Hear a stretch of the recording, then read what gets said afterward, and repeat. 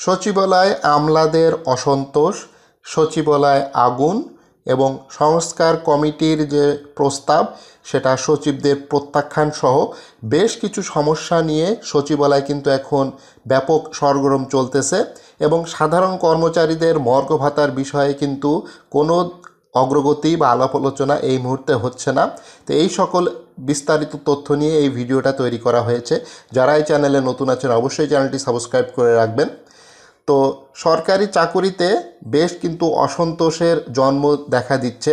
বিশেষ করে আমলাদের বিদ্রোহের কারণে সচিবালয়ে বেশ কিছু ঘটনা ঘটে গেছে, যেটা কিছুদিন আগে সচিবালয়ে যে আগুনের ঘটনা ঘটেছে সেটার কিন্তু আজকে প্রাথমিক তদন্ত প্রতিবেদন জমা দেওয়া হবে এবং সচিবালয়ের মতো গুরুত্বপূর্ণ জায়গায় আগুনের ঘটনা এটা কিন্তু খুবই দুঃখজনক একটি ঘটনা, যেটা 25 ডিসেম্বর গভীর রাতে 7 নম্বর ভবনে কিন্তু এই আগুনটি লাগে এবং এখানে কিন্তু যেভাবে আগুনটি লেগেছে সেটার ভয়াবহতা কিন্তু কম বেশি সবাই দেখেছেন এবং 7 নম্বর ভবনে কিন্তু পুরা ভবনটাই কিন্তু পুড়ে গেছে এবং যে পরিমাণ ক্ষয়ক্ষতি হয়েছে, যে পরিমাণ নথি পুড়ে গেছে তাতে বোঝা যাচ্ছে যে এটা পরিকল্পিতভাবে এই আগুনটা কিন্তু লাগানো হয়েছে।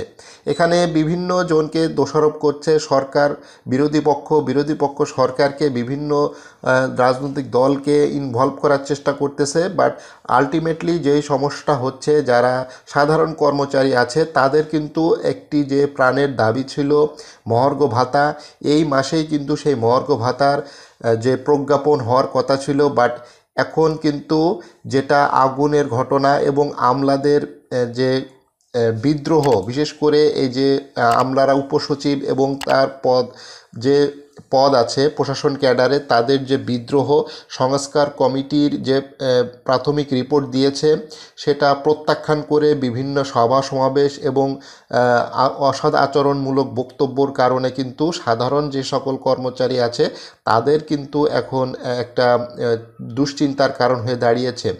সরকার কিন্তু 15ই ডিসেম্বর কিন্তু একটি ঘোষণা দিয়েছিল জনপ্রশাসন মন্ত্রণালয়ের সচিব যে সকল সরকারি কর্মচারী একটি মহার্ঘ ভাতা পাবে। তো সেটা কিন্তু অলরেডি 7 সদস্যের একটি কমিটি গঠন করা হয়েছে। সেই কমিটি কিন্তু কাজ শুরুই করতে যাচ্ছিল এবং এই মাসেই কিন্তু ডিসেম্বর মাসেই কিন্তু একটা যে প্রাথমিক প্রতিবেদন সেটা কিন্তু দেওয়ার কথা ছিল। এখন সচিবালয়ে কিন্তু সচিবদের বিদ্রোহ এবং আগুনের ঘটনাকে কেন্দ্র করে এখন একটা মানে হযবরল অবস্থা হয়ে গেছে সচিবদের ভেতরে এবং সরকারি কর্মচারী বৈষম্য নিরসন এবং সংস্কার প্রয়োজন বলে বিভিন্ন মহল থেকে কিন্তু কথাবার্তা উঠতেছে। তারা কিন্তু এই সরকারি যে কর্মচারী আছে এবং বিশেষ করে আমলারা আছে তাদের যে একটা মানে তাদের যে দুর্নীতির একটা ফিরিস্তি সেটা কিন্তু সব জায়গাতেই কিন্তু আসতেছে এবং এই যে ঘটনা আগুনের যে ঘটনাটা ঘটে গেছে সচিবালয় সেটার কিন্তু প্রাথমিক তদন্ত রিপোর্ট আজকে 30 তারিখ এখন কিন্তু দেওয়ার সম্ভাবনা আছে এবং প্রাথমিক তদন্তে আসলে জানা যাবে যে কি কারণে কিন্তু এই ঘটনাটা ঘটেছিল এবং কি ক্ষয়ক্ষতি হয়েছে। গুরুত্বপূর্ণ কাগজপত্র কিন্তু পুড়ে গেছে, যেটা খুবই দুঃখজনক এবং আজ 7 সদস্যের যে কমিটি গঠন করা হয়েছিল সরকারি কর্মচারীদের মহার্ঘ ভাতা দেওয়ার জন্য সেটার কিন্তু কোনো কার্যক্রমই বর্তমানে কিন্তু নেই, একেবারে স্থবির। বিভিন্ন সোশ্যাল মিডিয়ায় সংবাদপত্রে বা ইউটিউবে বা ফেসবুকে কিন্তু এই ধরনের ছোট ছোট খবর আসতেছে, বাট একই খবর ঘুরে ফিরে আসতেছে। আলটিমেটলি আসলে কোনো খবর কিন্তু নাই, কোনো কবে আসলে মর্গ ভাতা দিবে, কত পার্সেন্ট দিবে, কবে থেকে কার্যকর হবে, এটার কোনো ধরনের কোনো বিশ্বস্ত সূত্র থেকে কিন্তু আসতেছে না। পেপার পত্রিকায় বা সোশ্যাল মিডিয়াতে এ ধরনের কোনো খবর কিন্তু আসছে না কি কারণে? সেটার একটাই কারণ এ ধরনের কোনো মিটিং আসলে করার সুযোগই পাচ্ছে না। কর্মচারী খুব আশাহত হয়ে আছে, বিশেষ করে 11 থেকে 20তম গ্রেডে যে সকল কর্মচারী আছে তারা কিন্তু অধীর আগ্রহে অপেক্ষা করতেছে।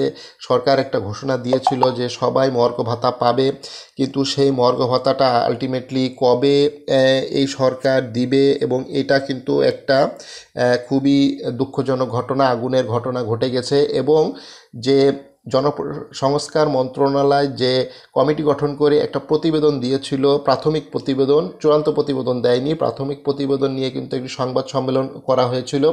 সেখানে কিন্তু যেটা করা হয়েছে সেই সুপারিশে ক্ষোভ, অর্থাৎ সে যে সুপারিশ করেছে সেতে কিন্তু ক্ষোভ দেওয়া হয়েছে এবং 31শে ডিসেম্বরের মধ্যে এই কমিটি কিন্তু প্রতিবেদন জমা দেবে এবং সেখানে পদোন্নতি, কোটা, শিক্ষা, স্বাস্থ্য ক্যাডার থেকে আলাদা করে রাখার বিভিন্ন সংস্কার কিন্তু করার প্রস্তাবনা এসেছে। সেটা থেকে কিন্তু এখন ব্যাপক ক্ষোভ প্রদর্শন করা হচ্ছে এবং অনেক আমলারা আছে তারা কিন্তু সরাসরি বিদ্রোহ ঘোষণা করতেছে এবং তারা কিন্তু মহাসমাবেশের ডাকও দিয়েছিল। পরে কিন্তু সেই মহাসমাবেশের কিন্তু সেটা প্রত্যাহার করে নিয়েছে এবং এটা কিন্তু প্রেস বিজ্ঞপ্তি 25শে ডিসেম্বর, এবং 25শে ডিসেম্বরেই রাত্রে কিন্তু আগুনের ঘটনা ঘটে এবং এই যে আমলাদের বিদ্রোহ এবং সচিবালয় আগুনের ঘটনা, এটার সাথে কোনো সম্পৃক্ততা আছে কিনা সেই বিষয়ে কিন্তু এখনও বিস্তারিত কোনো কিছু বলা যাচ্ছে না।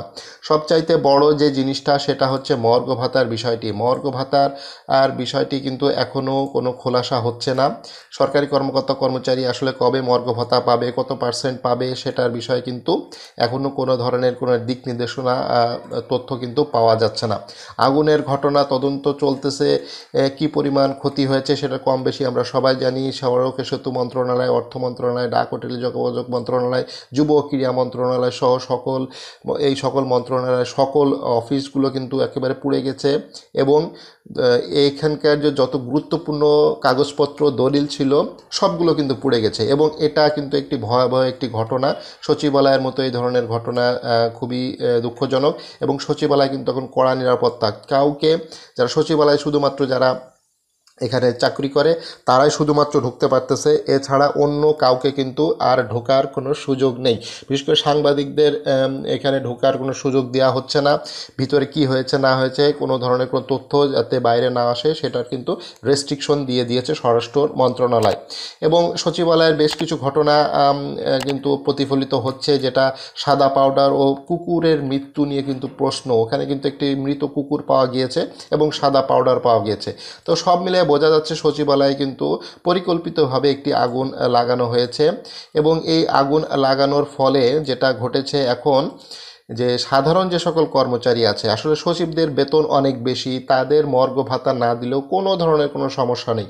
অনেক সচিব কিন্তু বিগত সরকারের আমলে প্রচুর দুর্নীতি করেছে এবং প্রচুর টাকা পয়সা তারা ইনকাম করেছে। সো তাদের এই মর্গ ভাতা, এই সামান্য কিছু মর্গ ভাতার জন্য তাদের এত মাথা ব্যথা নেই। কিন্তু যারা নিম্ন শ্রেণী আছে, অর্থাৎ তৃতীয় এবং চতুর্থ শ্রেণী যে সকল কর্মচারী আছে, তাদের কিন্তু মর্গ ভাতাটা খুবই প্রয়োজন।